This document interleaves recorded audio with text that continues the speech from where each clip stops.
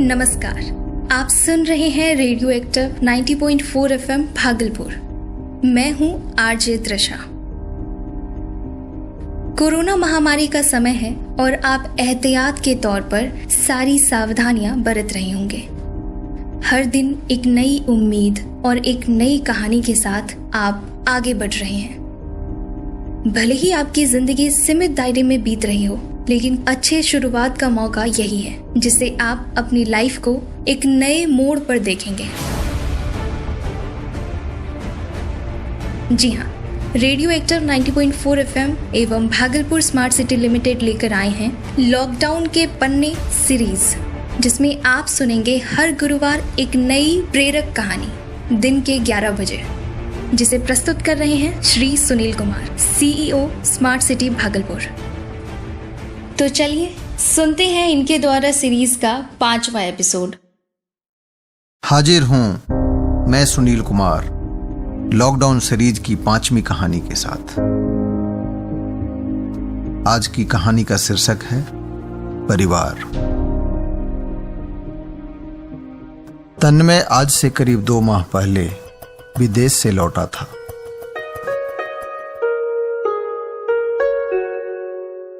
Japan की एक software company में काम करता है। मुख्यतः वह बिहार राज्य के भागलपुर शहर का रहने वाला है। पिछले 6 सालों से उसे अपने देश आने का मौका नहीं मिला था। काम की व्यस्तता में न जाने कितने ही होली और दिवाली उसने बिना परिवार के मनाए।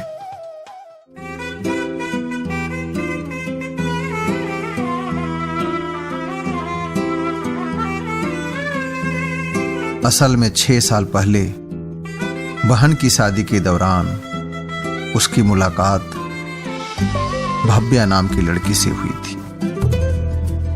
भव्या एक साधारण सी लड़की थी।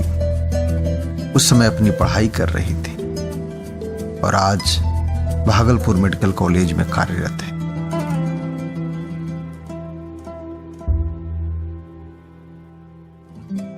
बहन की शादी के फौरन बाद तन्मय को जापान की कंपनी से ऑफर आया। उसने भव्या से कहा, तुम अपनी पढ़ाई पूरी करो, 1 साल में प्रोविजन समाप्त होने के बाद मैं आकर परिवार से शादी की बात करूंगा। और वो जापान चला गया।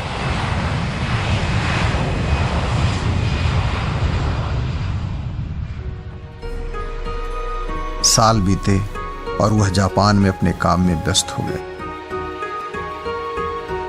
भव्या ने भी अपनी पढ़ाई पूरी की, डॉक्टर बन गई। दोनों अपने जीवन में व्यस्त हो गए।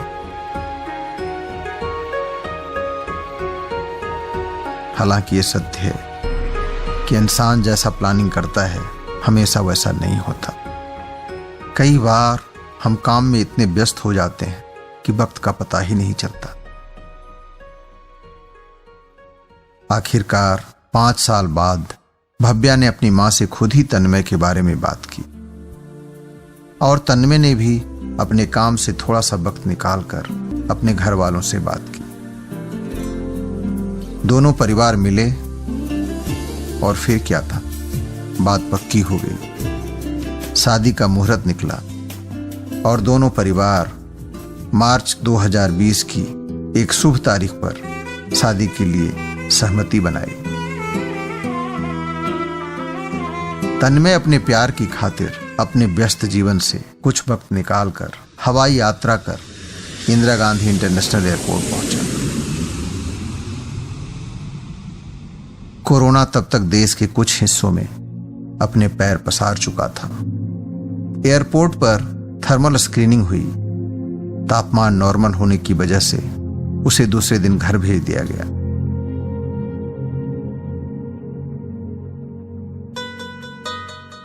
हम इंसानों की जिंदगी में शादी का दिन बहुत खुशी का होता है। तन्मय काफी खुश था।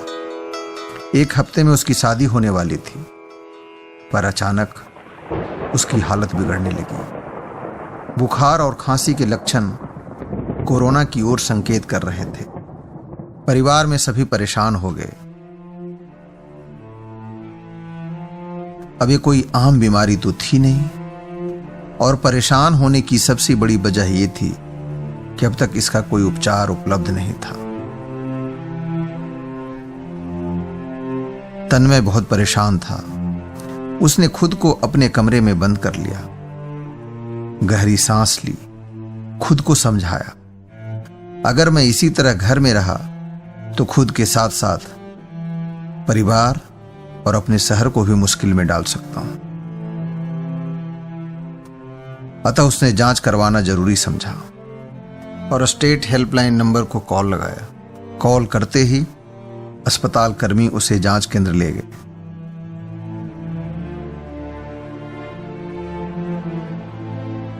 जांच केंद्र में उसने कई बार अपने परिवार और भव्या से फोन पर बातें की। मन से हताश तन्मय को मानो ऐसा लग रहा था कि वो अपने परिवार से कभी नहीं मिल पाएगा। मन ही मन खुद को कोस रहा था, क्यों उसने इतने साल सबसे दूर बिताए। काश मुझे भगवान कुछ वक्त दे देता कि मैं अपने परिवार और भव्या के साथ खुशी के एक दिन बिता पाता। उसे एहसास था कि उसने काफी वक्त से अपनी मां से अच्छे से बात नहीं की, अपने पिता के साथ सुबह घूमने नहीं गया। एक गहरी सांस ली और खुद में उसने ठाना कि रिपोर्ट जो भी आए वो हार नहीं मानेगा और इस मुश्किल से ठीक होकर वो सब कुछ करेगा जो उसने पिछले 6 सालों से नहीं किया। उसने एक पेपर और पेन लिया, लिखना शुरू किया उसे क्या क्या करना है, और लिखता गया, जैसे सबसे इकट्ठे बैठकर बातें करना, मां के लिए खाना बनाना, पापा के साथ स्पोर्ट्स चैनल देखना, भव्या को अपने साथ डिनर और लंच पर लेकर जाना, और ना जाने क्या क्या। उस मुश्किल समय में भी तन्मय अपने ख्यालों की पोटली को बना रहा था, जैसे हम भी और शायद आप भी जानते हैं कि इतने बड़े संकट से आसान नहीं होगा निकलना। शायद जॉब चली जाएगी, कुछ महीने का वेतन ना मिले, कंपनियां बंद हो जाए, पर अगर देखा जाए तो हम अपनी जिम्मेदारियां समझ रहे हैं। हमें पता है कि ये अंत नहीं है। कितनी ही बीमारियां आती और जाती रहेंगी, पर जिंदगी जीने की चाह हमेशा हमें प्रेरित करती रही। आज लोग बहुत परेशान हैं, पर यह सत्य है कि आवश्यकता ही आविष्कार की जननी है। एक न एक दिन हमारे देश के वैज्ञानिक इस समस्या का भी हल ढूंढ लेंगे। आज जिस तरह हमारे देश के योद्धा, डॉक्टर्स, सफाई कर्मी, पुलिस और अन्य आवश्यक सेवा जैसे बैंक कर्मी, बिजली तथा पानी प्रदान करने वाले लोग डटे खड़े हैं और बिना किसी परवाह के हमारी सेवा में तत्पर है। ये बीमारी ज्यादा दिनों तक इस दुनिया में पैर नहीं टिका पाएगी। जब अस्पताल में एकांत में पड़ा तन्मय अपना फ्यूचर सोच सकता है, तो हम आप क्यों नहीं। नौकरी हो या कंपनी, कुछ दिनों बाद वापस शुरू हो जाएगी, पर अभी इस मुश्किल घड़ी में हमें अपना संतुलन नहीं खोना है। उन योद्धाओं के लिए जो अपने जान की परवाह किए बिना हमारी सेवा कर रहे हैं। खैर, कुछ दिन बाद रिपोर्ट आ गई और तीनों रिपोर्ट नेगेटिव आई।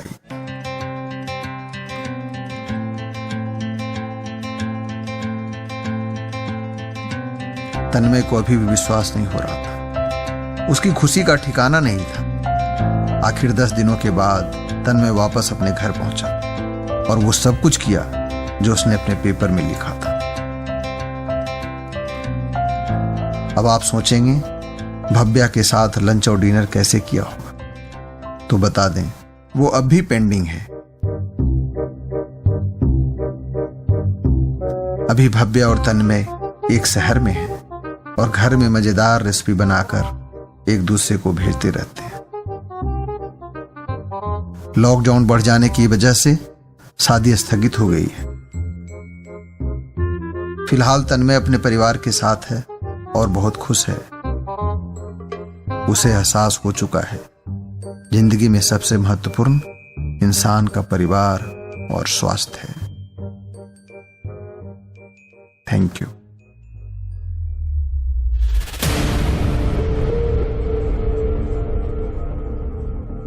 आपको बता दें, लॉकडाउन के पन्ने सीरीज का यह 5वां एपिसोड था, जिसका रिपीट ब्रॉडकास्ट आप आने वाले शनिवार और सोमवार को दिन के 11 बजे सुन सकेंगे। तो कहानियों को सुनिए और समझते हुए आगे बढ़िए। मिलते हैं अगले गुरुवार लॉकडाउन के पन्ने सीरीज के 6ठे एपिसोड के साथ।